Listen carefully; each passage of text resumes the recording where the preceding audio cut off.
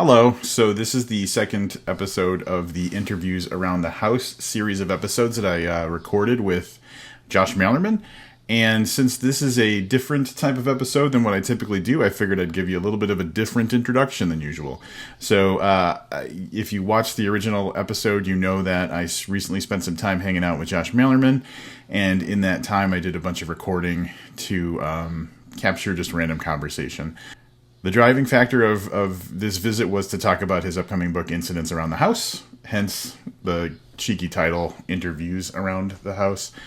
But then, since we were just hanging out and spending time together, we talked about all manner of things, and it ended up being about 5 hours of stuff. And so what's different about this episode and the next episode is that it's less of an interviewer asking planned questions and getting responses from the author, and it's more just two people having a conversation. So it's not going to feel formulaic. It's not going to feel like the structure of an interview. It's just going to be more of two people discussing topics that they find interesting at the moment.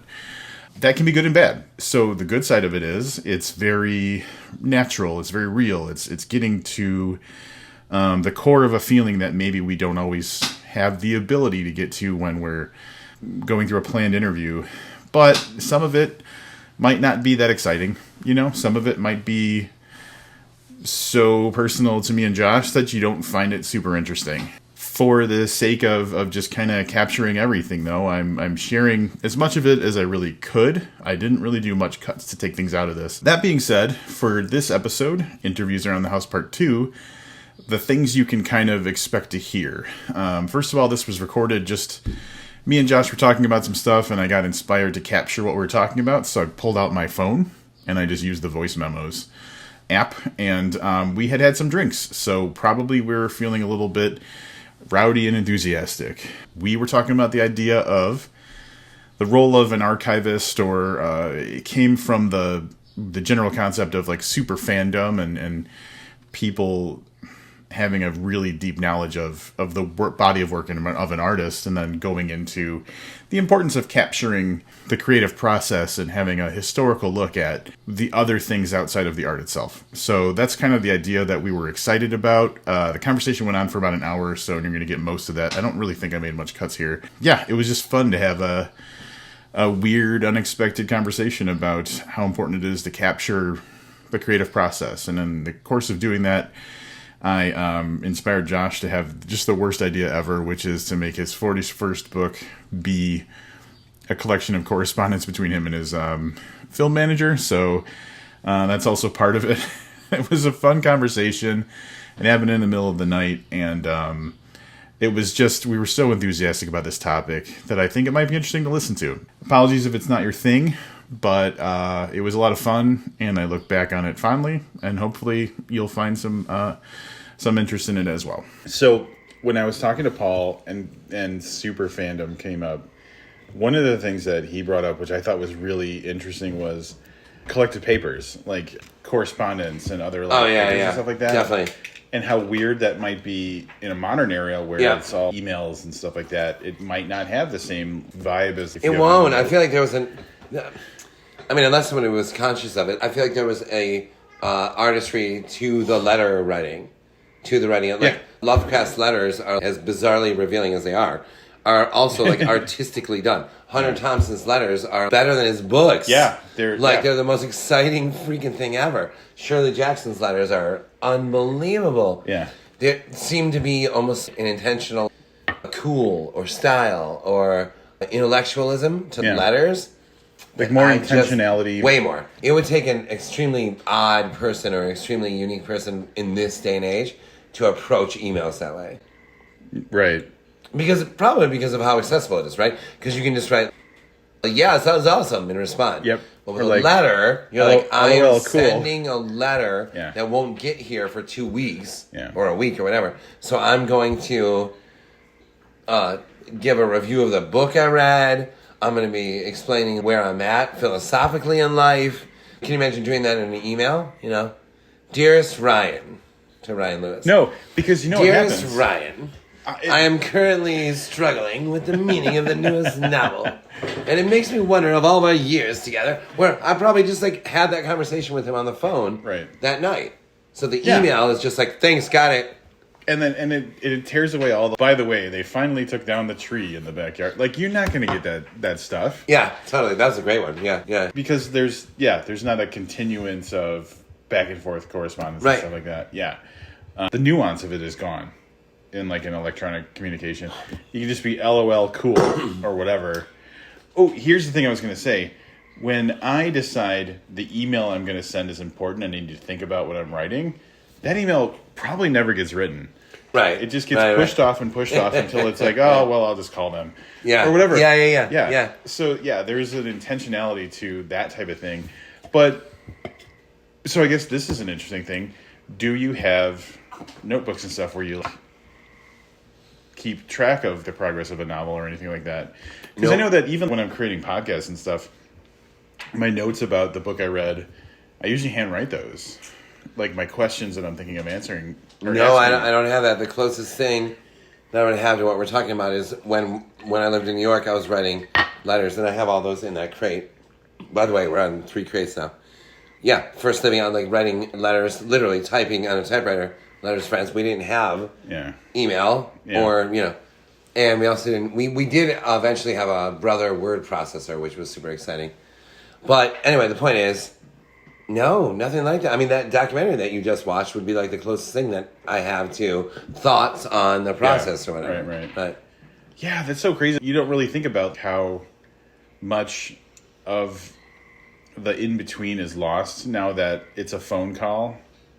Right. Yeah. Or what are we going to do? Collect people's social media posts? Because I don't, right, exactly. Well, maybe. Because that's part of it. Yeah, like, that one could be good. Part of it. Like, depending on who it is. Like John Skip's posts are unbelievable. Like you could add up at some period that in John Skip's like social media life, you could put them all together and it would make a great version of what you're saying. Right. Who else would be like that for us? Like Brian Evenson's are like that. Yeah. Oh my God. But not many more people. But Evenson's are like that. Yeah. You could collect his social media posts and it'd be a great book. Absolutely, 100%. Yep. There would be so many happy birthdays mixed in there. Well, but that's nice too. I endlessly credit that guy with being so just tactical with like if it's your birthday, like every year. I've stopped caring who wishes me a happy birthday. I'm just waiting to see Brian. Yeah, well, that guy is fucking brilliant, man. Fucking brilliant, man. Jeez, oh, Pete. I have not been face to face with him, which is kind of. Oh, you know Saugatuck. Did you know Saugatuck? Because it's right across the fucking lake from you. Yeah. He goes there every year to some like writer retreat. First of all, I didn't even know about it, and I'm a fucking Michigander. But he goes every year to. I want to go just to even. That's a cute little town. I went to a. Oh yeah, it's great. Yeah. Allison and I went there twice. Yeah, It is a great one. That's where I first did my Michigan U-turns that are just completely. Yeah. Although now that I've been here a few days, like I'm starting to understand why they exist and like what the purpose of. Yeah. No. Yeah. It's good. Yeah. Yeah. But it's like extra precautionary or something. Well, it seems like it makes the flow of traffic less. You stop, I go, and more like let's just all kind of get this done. Right. Even if it seems like it's like a little bit fewer feet. Yeah, I'm starting to understand. Yeah, kind of like a traffic circle in a weird, like an extended traffic circle. Exactly. Yeah. It makes the flow more possible. Yes. I think it's like the best way to think of it. But so like if we were talking about a modern day equivalent of like someone's collected papers and correspondence, it would be what are their social media posts? Oh my God! And random emails that matter. It would be it would have to be multimedia too, because it's like, do they have like posts like their TikToks or something like that? Would be would be an interesting approach to like, and what do you? Yeah, it's actually making me like want to think about the art of the letter, because like literally I don't know anyone who does that, and not that I would want to send. This is interesting. Hold on, because you could, as someone who wants like. Someone who wants these to be collected, someone who wants this or sees that this could be like a volume of something. Yeah. there's a couple things you can do. One is that you actually are suddenly aware of, hey, the email matters in an artistic way. Right? So, and then if you thought that way for a few years, well, shit, you might put that together. The other night when I said, and I did, finish book 40 2 nights ago, one of those 40 books was a series of, what's the right word? Fictional letters to a friend named A. This is before I met Allison. So the book is called Dear A. And I can send it to you if you want it. Which it's 50,000 words of Facebook posts that were fictional letters to a friend named A. And it was the most absurd scenario. Every time the guy wrote his friend A, he was like, I woke up and my blanket was made of birds, you know? And it was like, or I woke up, I was staring at a painting all day. I couldn't tell if it was the sky or the sky or the sea, you know? But longer than those. And so I do think there's can be an artistry to that. Yeah. I tried when I first got on Twitter, I tried to put every tweet in a telegram. So literally when I first got on, blah blah blah stop. Yep. Blah blah blah stop. Every tweet was supposed to be. Yeah. Because I was thinking about it, I just got here, let's make something artistic here. Right. The point is, I do think that stuff's possible. That doesn't mean that everyone's gonna think it's interesting on Twitter. Yeah. But if you collected all those, that's interesting. Yeah. So who cares if anyone liked the posts, the Facebook phony letters, or the Twitter phony telegrams, whatever it is. Mm-hmm. I do believe that it's possible to do that. The difference is, those guys weren't even thinking that way. Well, maybe they were. Maybe Lovecraft was thinking the letter is artistic, but I don't think so. I think he just wasn't on the phone. Yeah. If we weren't on the phone, when I talked to Ryan Lewis, I expressed a gazillion philosophical thoughts about the new book, about him and his wife, about the right way to handle weird people that we meet in the business. But we talk about that. Poe and Lovecraft, they were writing that shit down. Yeah. Because there wasn't a fucking phone between them. Yeah, I mean, that's a good point. I had an example of something that I thought would be interesting to explore, as far as the idea of if someone doesn't care enough to capture it, it's an opportunity missed. But before we go to that, I'm going to talk about, I did that podcast booked for 10 years. Yep. And I kept joking along the way that someday the booked historian is going to XYZ, understanding that it kind of, not in a patting myself on the back way, but there was a level of awareness that we're having an important conversation. Yes, 100%. So that 10 years from now, and it's coming true in so many ways now, where people who are discovering these authors that I talked to for all these years, and I'm okay, there's resources that are available for you. But here's an example I want to give of why capturing information could be important. We were talking earlier for an artist or just in general?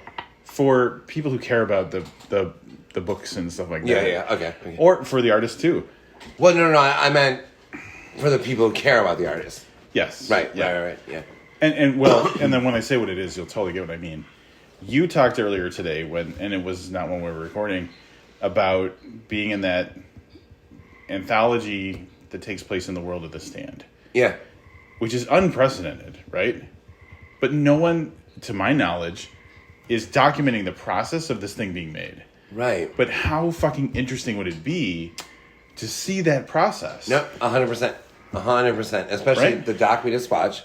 Meaning, all I mean by that is you see that and you realize that we can document anything. And then literally anything, right? Yeah. And I'm kind of kicking myself because I should have been talking to Brian Keane the moment I knew this was happening, saying you need to do something where we capture what, whether it's phone calls, transcripts, because you could have had an amazing phone call with Jonathan Jans about his story, and then that could be written out. Yep. Or I guess filmed, but filmed, whatever it is, for everyone involved, and it's not just homage or reverence of Stephen King at that point. There's a million other fucking thoughts involved. Yeah. The Stand was written like fucking 50 years ago or whatever it was. So it's like, that'd be like when The Stand came out, talking about something from like 1925. Mm-hmm. Yeah, and even just breaking down to the basic, like, who, what, when, where, why. Who's doing this? What are they doing? Mm-hmm. Why are they doing it? Like, even asking... So, like, now I'm actually kind of pushing myself to the point where I'm like, do I just make a series of interviews with a bunch of people, like, capturing... Tell me about this process. And, like, you know... Yeah, no, and then you just literally... I mean, not that you're thinking just in terms of a book, but you could just put all those transcripts together. Right. And conversations are a lot of words. Like it sounds like a funny thing to say, but it's true. No, it is. It's totally true. Right. Yeah. Like I said, I wrote 3,000 words today, and then Derek made a joke like, I don't think I've spoken 3,000. I'm like, no, you did. Yeah. Oh, you spoke 3,000 words today. Right. Easily. Easily. So if you put an interview with 20 different authors and a novel, Bird Box was 68K. Yep. So like literally that would be a book of just talking about this effortlessly. With everyone. That would be effortlessly. That would be a book by just. Well, then do this. Do the interview with each author, right, Brian, and they would be like, "This is unbelievable." Yeah. Yeah, but going back to the point of it, not like me using this as an opportunity to do something for myself. It's the wider thought of the idea of that the archivist. Yeah. The archivist, like the understanding of the process. Like the reason you made the documentary was there's something about the process. There's something about the creation that's interesting as well. Yes, and fun and weird and joy. Yeah. While the last day that we were editing the doc, well, I'm sure we're going to be editing again, but the last day that we were editing the doc, a guy that I really like, Wesley Chu, I think, God, that's his name. If it's not, delete that, posted a weird Facebook post that was like, writing sucks. If you're not getting paid for writing, then... That sounds familiar. Yeah, if you write for a hobby, you're crazy. If you're not getting paid at least $7,000 for everything, what are you doing? And it was literally, I was in the studio, Chris is editing what you just watched, and I just, what's up? Well, I'm going to look online, see that post, and I was like, this doc has to come out right now. The world needs this right now. Like right now, all these people were like, "No kidding, you're totally right." Well, it was like, hey, everyone, y'all remember that this is fun? Yeah. Do y'all remember? Yeah. Fun is a light word. Do you guys remember that there's weight here, joy here, electricity here? Do you guys forget that? Yeah. And I feel like a lot of them have. I like Leslie. I'm not ripping on Leslie. I love him actually. And it's like, and I'm sure if he was sitting here, he'd be like, "That's not what I meant." And I'd be like, "Okay, whatever. Let's play basketball." But it's like, it was insane for me while editing that movie to see a bunch of people saying that the writing process sucks. Right. And I was like, these motherfuckers need a fucking slap, man. These motherfuckers need like a reminder. They need to go right. This is fun. Yeah. Yep. No, I totally agree. Yeah. But yeah, I wanted to capture that idea of the archival quality of like capturing the moment, because what you did with the documentary was show someone this is what the process could look like, in a way, kind of. Yeah. One of them, and this right? is what my process right. looks like. And welcome into my house, and like welcome into the world of this is the way my brain gets me through a thing. Yeah. The thing I loved about the documentary was I had never thought about it in the perspective of you're as much of an observer as you are a creator. But I kind of felt that way when I was watching it, because like you're writing the thing and you're going through it, but you're equally kind of like discovering the way that 100%. You know what I'm saying? 100%, yeah. Like you're like, like, okay, so this is where we're at now, and like and to be honest with you, like the milestone moments where it's like we got 60,000 words and there was these little milestones of positivity and forward momentum and stuff that I thought were really great. And I didn't mean this to go into like the analysis of the documentary we just watched together. No, but I mean, it kind of makes sense because we're talking about archivists. Yeah. and like it makes sense. Yeah. And it's like this is one version of that, but I love the idea of the like. It'd be real hard to pull off right now, and we talked about the few that would work out with, but I kind of want to send you that Dear A book. Yeah. I think it's 50,000. I think where it's and also they're all just like literally just it's like absurdist letters. That's really not quite the same thing though, because it's like it was using posts in an artistic way. Right. Whereas like what Skip and Evenson, that was like letters like Lovecraft would write. Mm-hmm. Like they're actually observations or feelings. Like that's a different thing. And I don't know beyond those two guys. I don't know. Who's doing that? I don't know that. And Skip hasn't done it in a minute, man. And Skip does a Substack now. Yeah. But I don't really know who else, like, in our world, like, does that. But those who did it. That's the thing. Like, there's nothing really super sexy about being the guy who, like, archives things. You know, like, it's like I'm not creating the thing. I'm talking to the person who created the thing. But, like, how fucking valuable is that? One of my favorite things of the 12, 13, 14, fuck me, years of doing podcasts is to be able to talk to the person who made the thing to try and understand it better.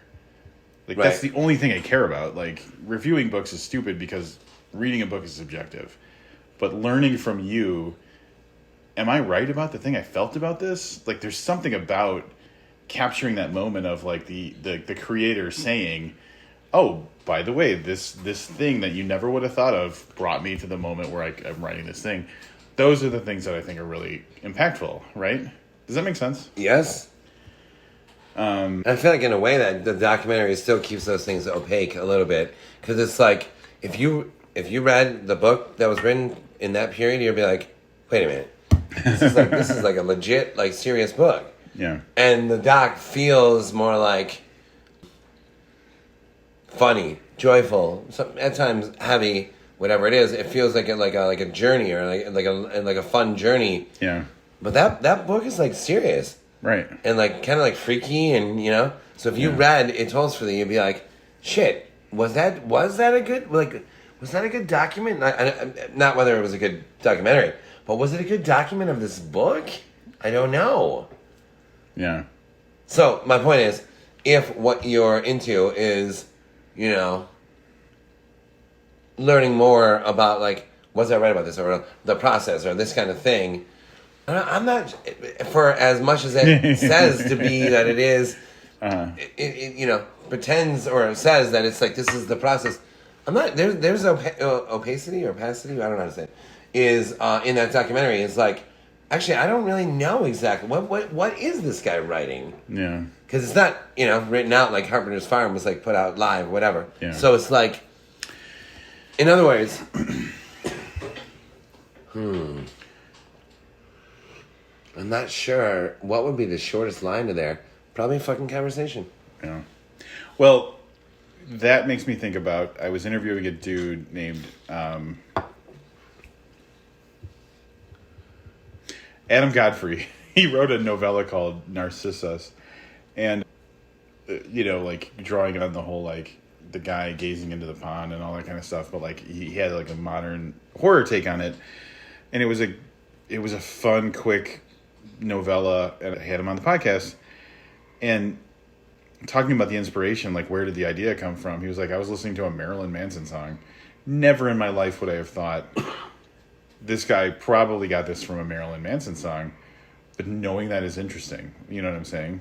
Like, it doesn't make my enjoyment of the story different, but like understanding the root of it, I thought was really interesting. Like, yeah. Well, that I would say, I mean, not to keep going back to the doc, but that much is definitely in the doc, what you just said.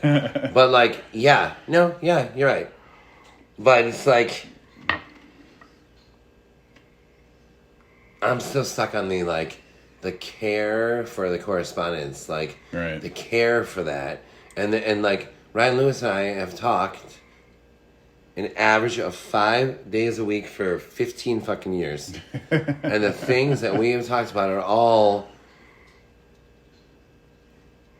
almost entirely like positive, about writing and the business side and the producing side and the movie side and the celebratory side and all these like things. God damn, would I love to have like all that like in the equivalent of a volume of letters.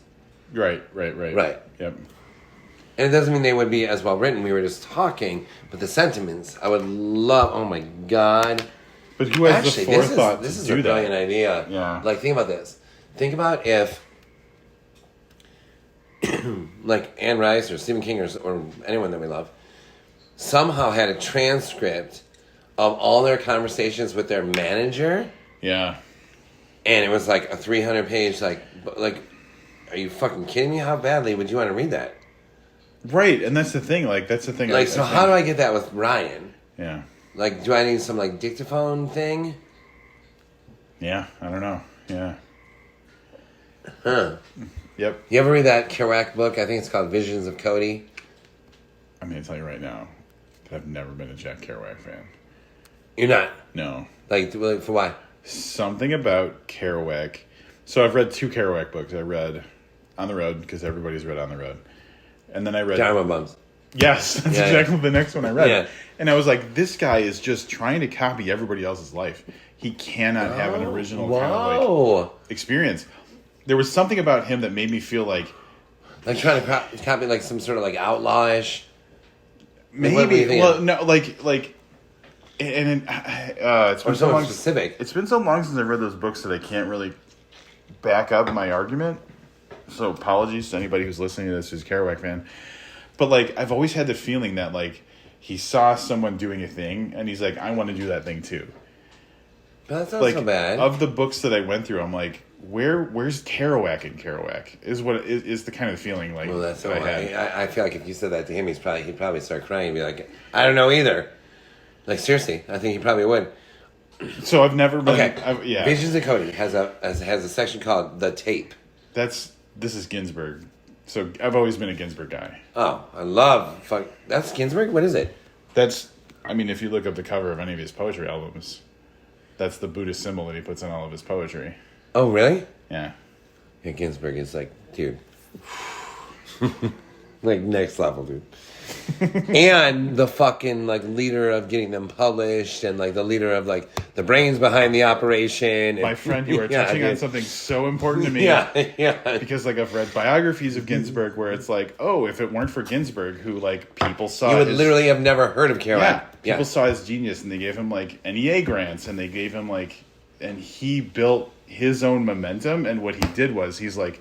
Hey, let me give this momentum to these other people I believe in. Burroughs and Kerouac, and, well, a number of them, actually. Yeah. Sorry. Real fast, just so I don't forget. Visions of Cody, there's a section called The Tape. And I think it's like 100 fucking pages of just Kerouac talking to Cassidy, and it was recorded, and it's like 100 pages of the book. See, I would be interested in that. Right. So, yeah. Or if that worked... 100 pages of, I mean, I guess, like, again, it's probably they talked for, I don't know what that would mean for how long, that would be interesting to figure out. How long you talk for how many pages, blah, blah, blah, it doesn't matter. Point is, right. If we were looking for the modern version of letters or correspondence, it may not be as manicured or as fucking geniusly written as Lovecraft's letters, but it would be, at least we would have the correspondence, and... There is a way to do that. If you can get the tape... It would be like panning for gold. And let me tell you, like... It would be panning for gold, for sure. Yeah. But how about if you went into it, like, allowing for, like, dumb small talk and shit like that? 100%. Right.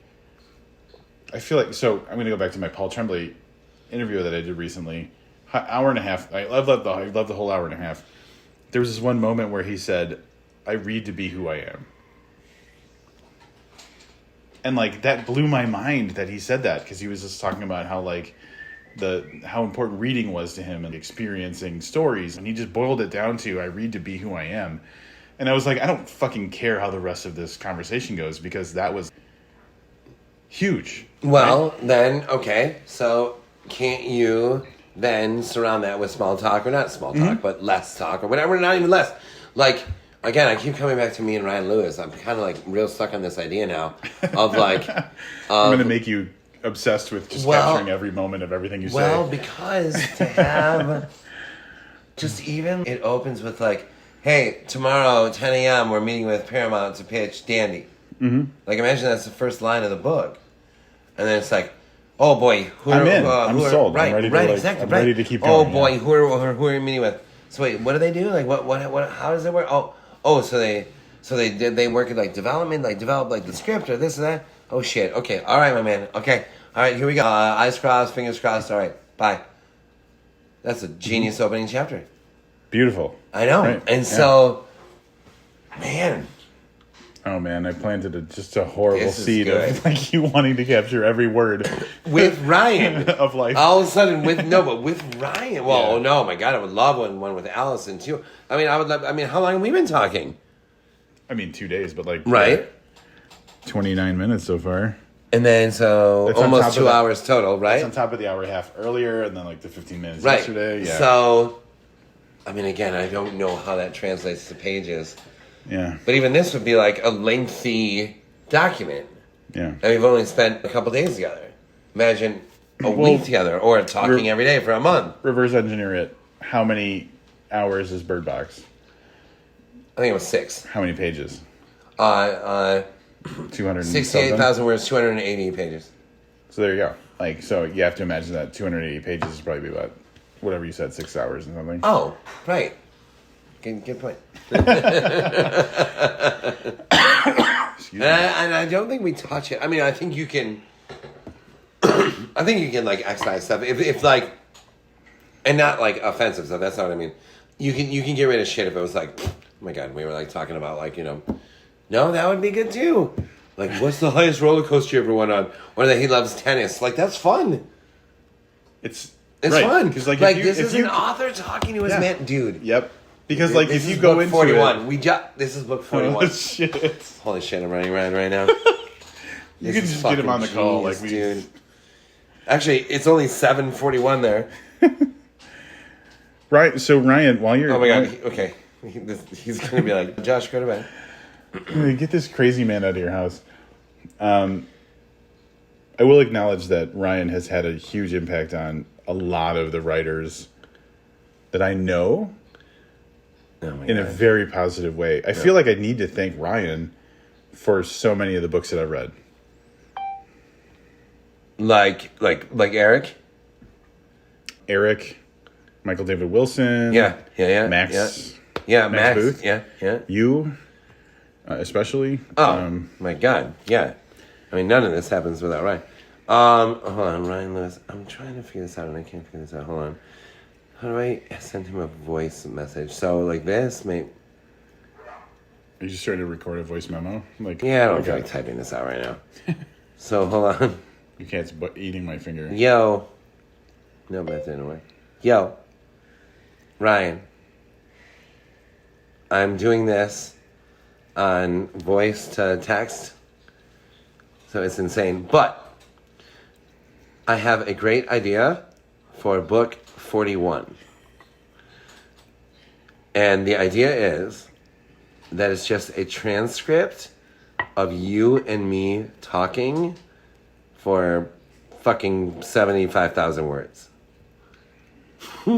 I think people would love to see, like, the writer and the manager. What do they talk about? Even if we're talking about fucking pickleball or whatever, right? So,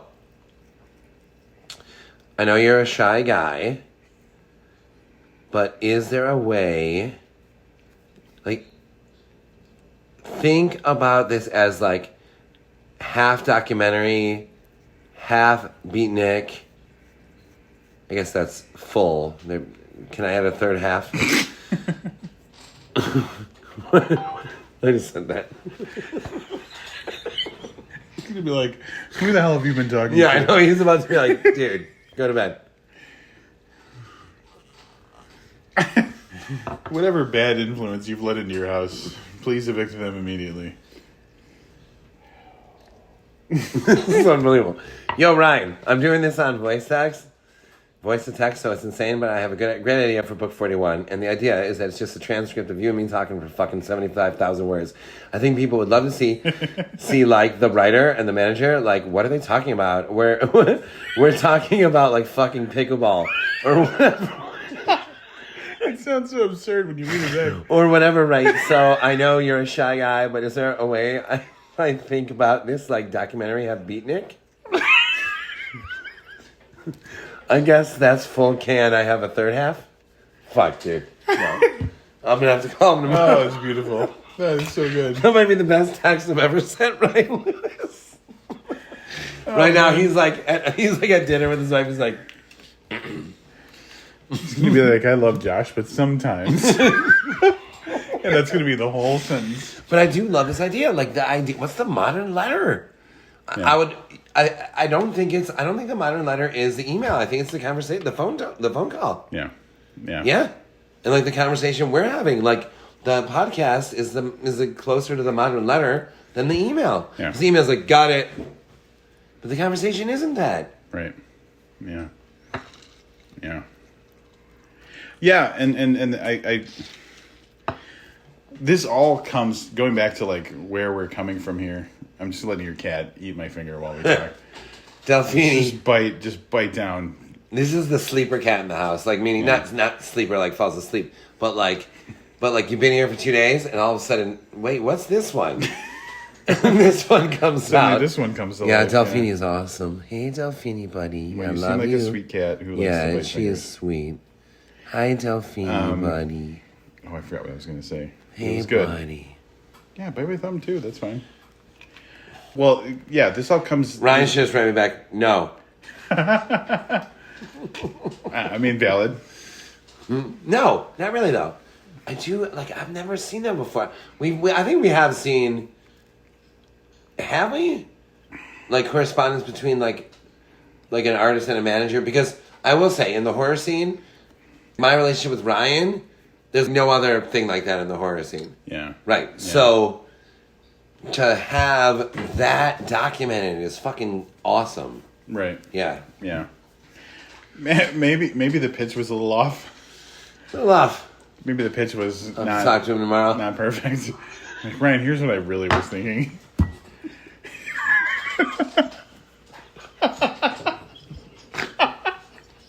He's literally right now like I don't know what's going on, Katie, to his wife. I don't know what's happening. Josh just wrote me a really weird message. You got inspired by something, I bet. Probably. God, what a great idea, though. And so in Visions of Cody, the Kerouac novel, it's called Just the Tape. The Tape. Yeah. That's fun. Yeah. Yeah. They were talking while the tape was rolling. And it fucking reads... It reads great, man. Well, I think where the inspiration for this whole conversation comes from is that now I think the modern day equivalent of, like, you... Here's a question while I get up and dispense ice into my cup. If you were to...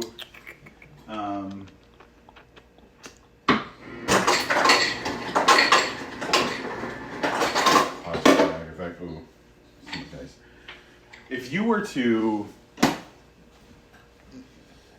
Do you think you could even aggregate, whatever the right word is? Oh, now you just really love chewing on my finger. Wow.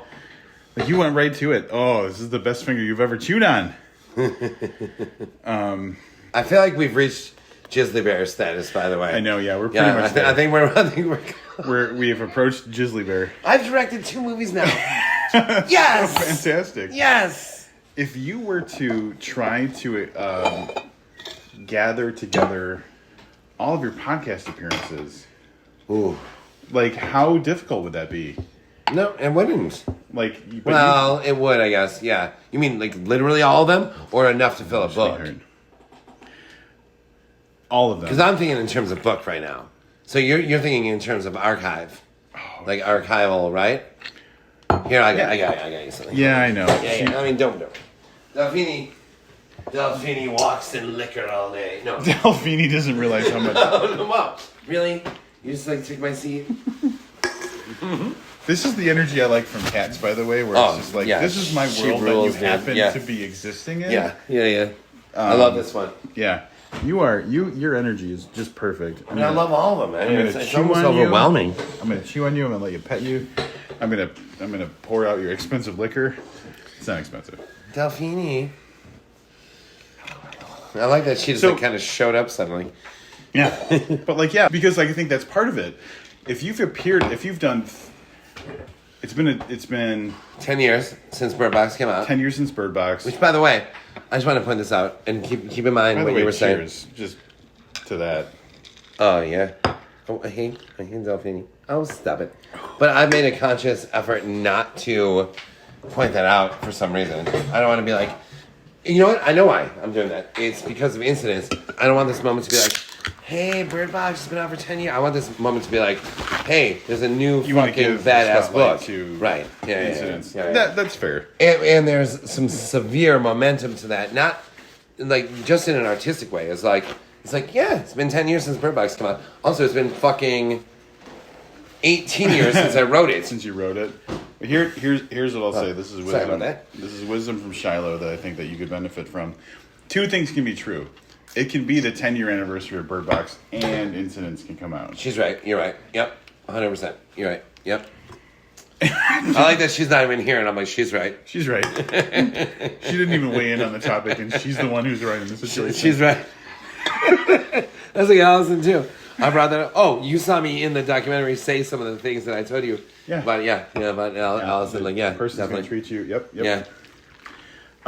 We were talking about accumulating all your podcasts and okay, stuff together. So if the goal is just to fill a book, 100% that's possible. If the goal is to some archival fucking no, I don't think it's possible because it's gonna be Jesus Christ. You must have been 100, maybe 100. Yeah, let's say 100. Let's say it was 100. And how many would it take? Just the This Is Horror ones alone probably add up to 10 hours. Oh my god, that's the craziest thing because Michael posted today. I know, I just saw it. His whole thing. He said Josh and Miller you've been on a dozen or 13 or something of their episodes or something like that. No. When he was on episode 17, 18, 64, 65, 65, 123, 123, 124. Can I get 125? Yeah. 125? I was like, yeah, but 125, please. It was, no. So just them alone would be literally, God, Jesus, 50 hours. Yeah. So. And I've talked to you about, I'm giving myself 6, 7, 8 hours of me talking to you. That's just the greatest things from you and Livius, though, man. You know, I bring it up, I know all the time, but goddamn, Alice and I would go to that park by that house in Ferndale and just sit on the swing set, and we'd be like, and I would be like, okay, they read Carol, you know, and just listen to you two, and we both just sit there, kind of lazily swinging in the dark. There was a lamp on in the park, kind of, and we're just kind of listening to you guys talk about Unburied Carol, and it was God, it was fucking amazing, man. That's crazy. You know that's crazy to me to hear. That's a thing that happened. We're not going to mention that. It's. I think we have to mention that. Jesus fuck. It's almost like you took the glass as close to your mouth as possible without actually getting to it. That was Dudley Moore. It was it was or Mr. Bean. That was Mr. Bean. Yeah, I don't think Arthur would have missed the mouth. See, Ryan, that's what we're talking about. Ryan did not write me back. He's done with you for tonight. He's done with you. Nope. I'll talk to you tomorrow, my friend. But I do think it's interesting. Not just you could take that same philosophy to anything. Podcasts to because you could. If you have the transcripts, this would be easy to get. Easily, yeah, 100%. You could have a book of talking to me, Victor, Paul. Yep. I mean, anyone. What the fuck? Yeah. And that sounds fun. Why can't you do that? Yeah. And I think that there's something from the perspective of a guy who's interviewed people since 2011. It would feel really fucking horrible if that amounted to nothing. Like, if all of that just kind of Well, that's the thing. It's not going to. You know what I'm saying, That though? documentary was filmed in 2 months. Yeah. And it amounts to something. Like, there's no way it's going to amount to nothing. Right. 0 chance of that. But, like, The real question is, like, are you, like, I mean, you're allowed for me. Are you allowed to just, like, use conversations in a book? I don't know. I don't know. Like, yeah, what's the licensing rights? Yeah, I don't know either. Well, I'm the type of person from where, like, I would say, hey, Josh, I'm thinking of doing this. What do you think? Before I published. Yeah. Oh my god, I can't. I could, like, that would be the greatest thing ever, man. Honestly, like, what I would do is I would transcribe all of it and just give it to the author and say, here's when we talked. Mm-hmm. Do what you will with that. Mm-hmm. Mm-hmm. Because I feel like that's the right thing to do. Shit, wow, that went down the wrong tube. Well, that was like... okay, but I will say this. Because, like, if you gave it to the wrong guy, like, Paul is a little more, you know, particular than I am. Like, if you gave it to, like, Paul, I can see him being a little bit like, oh, I don't want this or I don't want that. Well, not like in a prude way, but in a like, just in a more practical way or something. Whereas like with me, curatory. Yeah. Is curatorial a word? Don't care. That's what I said. Okay, no, but I love. So no, I love it. Yeah, I feel like Paul would be a little more curatorial, but that's fine. That's fine. I love him for that. But I think that with me, it would be like, all right, like, if with the essence of what we're talking about in mind, I go through it and be like, all right, did we, like, yeah, everything's fine, this checks out, okay, this is kind of boring here, maybe, all right, it's fine, you know, it'd be more like, we're not necessarily, like, reinventing the wheel, but in the book itself, kind of is. Right. So, like, a book, an author talking to his manager, me and Ryan, or you, has there been a book of, like, podcast transcripts? With horror authors? No. That's a Stoker Award-winning fucking nonfiction book right there, dude. So, yeah, I could absolutely collect. Like, if you just want to, like, think about the people that I've had an interview with. Yeah, like, even in publishing excerpts. Yeah, no, I always struggle with that one too. Alcohol excerpt. What about my Mr. Bean just pouring on myself? Oh, Delfini, no, you can't. You're not allowed to have this. Oh, suddenly we like our alcohol cat. I'm just saying, I think this works, man. Yeah, no, I think there's something to it, but, like, I think it all comes back to, in addition to, and it ties into that the fandom thing. I don't even want to go to super fandom. In addition to wanting to experience the thing, there is a curiosity and there's, like, a desire to know, like, what's behind it. You mean the process of writing, or the process of podcasting? Writing. I'm back to writing. So, like, I think that's why podcasts are so important to the conversation of things, is because, like, it's the fans' opportunity to hear, and I'm as much of a fan as anybody. So, like, I love listening to This Is Horror. I love listening to Talking Scared. You've been on Talking Scared, right? Yeah. I love listening to Books in the Freezer. She Wore Black. Like, I don't know that one. Books in the Freezer. Like from the Seinfeld joke. I mean, the Friends joke. Is it? Yeah, because I think they put the Shining in the freezer because it was. Oh no! Scared them or something. Yeah, I don't know where it comes from, but it's like I think it's from that. Yeah. You want to go out front? I gotta piss and smoke, and I like to pee outside. Am I bringing the recording? No, this is off. This is off the record. Yeah, no. Time. I would definitely like that to be on the record. Josh likes to be outside. I do. Even though there's 3 bathrooms in this house, but nothing feels better than pissing outside. I've used 2 of the bathrooms in this house. God. These guys piss inside. Jesus Christ! I need to clean up. Cat room smells like a fucking pissing contest. 6 cats. Like, here's the thing: 6 cats, and this is the situation. I think that you should kind of sort out. Yeah, you're right. My girlfriend has 1 cat. You're right. Like it barely even seems like they're around. Yeah, no, I know. You have a good cat situation. That's definitely the situation. That's my impression. You have a good pet situation. Let's just make it that. Oh my God, they're all so fun. I'm gonna piss. Well, I mean, they're all so fucking like sweet and curious. And I'm not going to record your peeing. I am. man, I want book 41 to be like Ryan Lewis and me, man. It's not a terrible idea. It's really not. Like, the author and the man, he's going to be like, no. He's like, you've miscalculated what my position is. In this situation. He is so shy, dude. He's going to be like, no, Josh, sorry, like, no. I would have to present it to him, is what I would have to do. Like, if I had 300 pages of him and I talking, and it was, like, cool, then he might go for it. But the idea alone, no fucking way. No way. Well, that's the thing. Like, if it was like, hey, I've been secretly recording us all this time, he'd probably be like, oh, let's explore this idea. But if it was like, let's start now. Totally different response. At first, he'd be like, and I'd be like, no, hold on.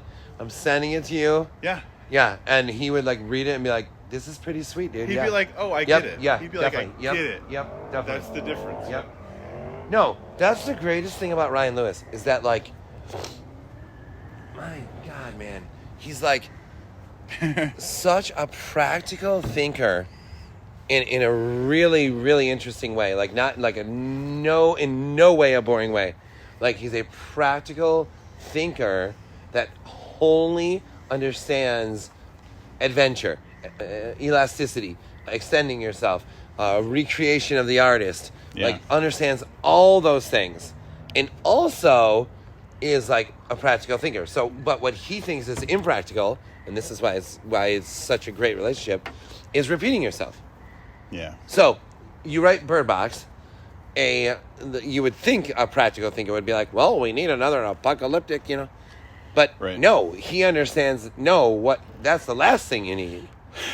Yeah. So it's practical in the right way, like the rightest of right ways. Yeah. Which is like, no, what other colorful, out of the box idea do you have? Yep. And that's how the entire relationship has been. I can't tell you, like, I'm sure you understand how valuable that is. Oh, dude. But like, dude, having someone to check your shit, dude, and contextualize your shit, who like understands stuff, understands it in an artistic and business way, dude. Yeah, I don't even know where to begin. I don't even know where to begin. This guy is my fucking. He's a unicorn. He's a fucking unicorn. Yep. Yeah. He's Who's not on board for book 41? Apparently. I think. Oh, did he write back? Oh wait, why did I look at your phone? I can promise you. He did. He wrote me back. Oh no. Okay, Ryan wrote me back. Oh shit, dude. It's gonna be like, Josh. Okay. Josh, it's been nice. Yeah. All he wrote was, ha ha. That's all he wrote. He'll listen to. Does Ryan listen to like your podcast appearances and stuff? I know he has, but I don't know if he, I'll send him like the rough cut of this and like be like, you need to understand the genius behind the bullshit. No, it's genius. We sent you while we were I think drunk. he wrote me again. Hold on.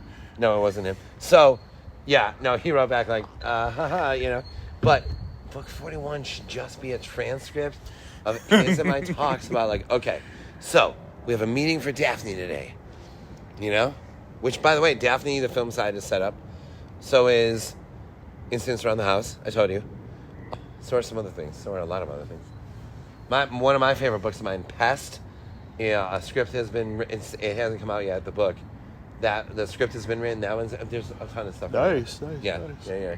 I like the idea that you can get traction on films before like the book's even a book. Oh yeah. That opened a door for us. We had a relationship with a Ghost House, Sam Raimi's company. And we were like, man, it sounds like they might be interested in this one book of mine, which I only had a rough draft of. Yeah. And then we sent them the rough draft. But the beauty of that was that at that moment, it was like, wait a minute.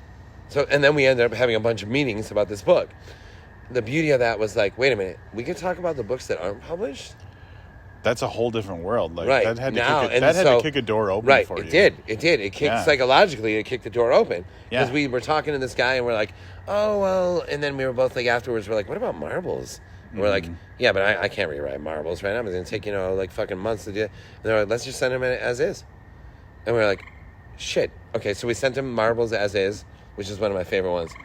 And he loved it. We just ended up being like weeks of talks of blah, blah, blah about the movie side. What that did, though, was open the door to, it doesn't have to be published. Beautiful idea. Yeah. Because you wrote the book. It's just not out yet. And is it, because I haven't had to go through this myself. That's what I'm saying. The question, what if that conversation was in the book? Oh, so That's good. what I'm talking about. But now here's my question. Is the idea, I'm going to send you the rough draft because I know that even if I gave you the most polished shit in the world, you're going to change it anyway. Yes. So why do I even bother going through those steps? Yes, 100%. Nothing to add. That's so nothing freeing. to add. That's like 100% yes. That's total freedom. Right? Yeah, that's so great. I can send we send you Bird Box and the movie is like a gazillion times different. What can I send you? What's the difference? So if you're gonna change everything, let me send you the rough draft. Talk about a perspective shift. Right. I wonder how many people are even out there thinking that. Right? Well, other authors. Well, when this podcast comes out, interviews around the house, this will be included. While I was peeing outside. Interviews around the house. Revelatory. I hope that anybody listening to this is thinking man, I want to go to Josh's house. I'm so this is this whole process has fucking broken me though, because the next person I talk to, it's going to be me sitting in my office looking at a computer screen and be like, why am I not drunk with this person right now? for 48 hours.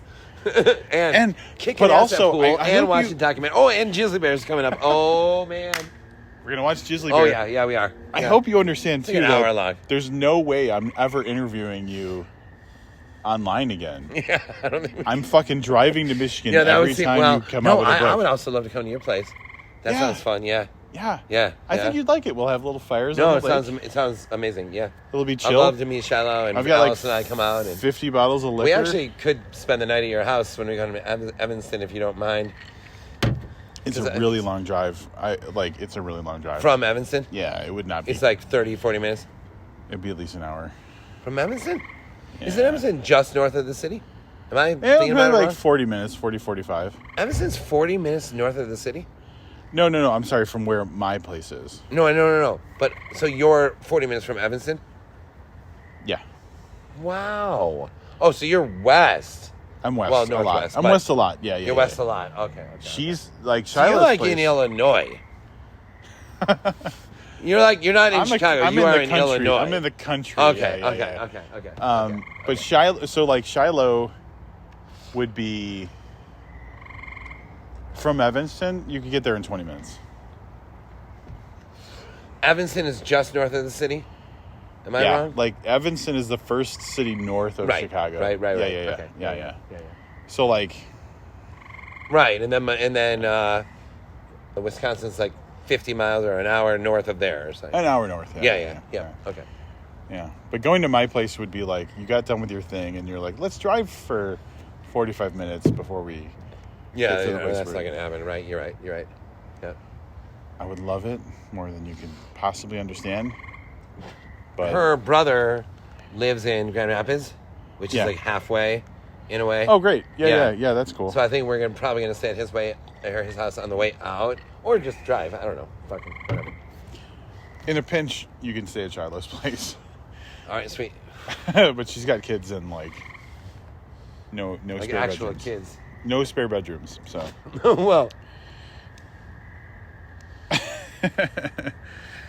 Dude, we got almost another hour of content out of just talking about fandom and breaking into all and the archivist thing, the archival stuff. Letter.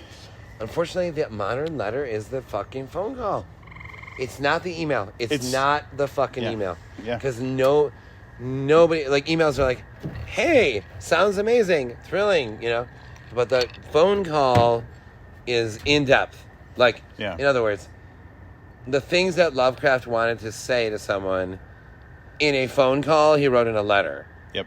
The things that he would have wrote in an email would have been it's the book is done. It's on its way. But Right. The boring. Do we have audio of Lovecraft? What did he talk like? I don't know. Racist. I guess you're right. I don't know. Yeah. No, I'm sorry. No. You're probably right. I don't know. I'm not like a huge Lovecraft guy. I mean, I'm really not. I'm not like a huge cosmic guy. I'm more like way more Rod Serling. Way more like small. You know. Well, but that's the thing. Like Lovecraft, this doesn't have to be in anything.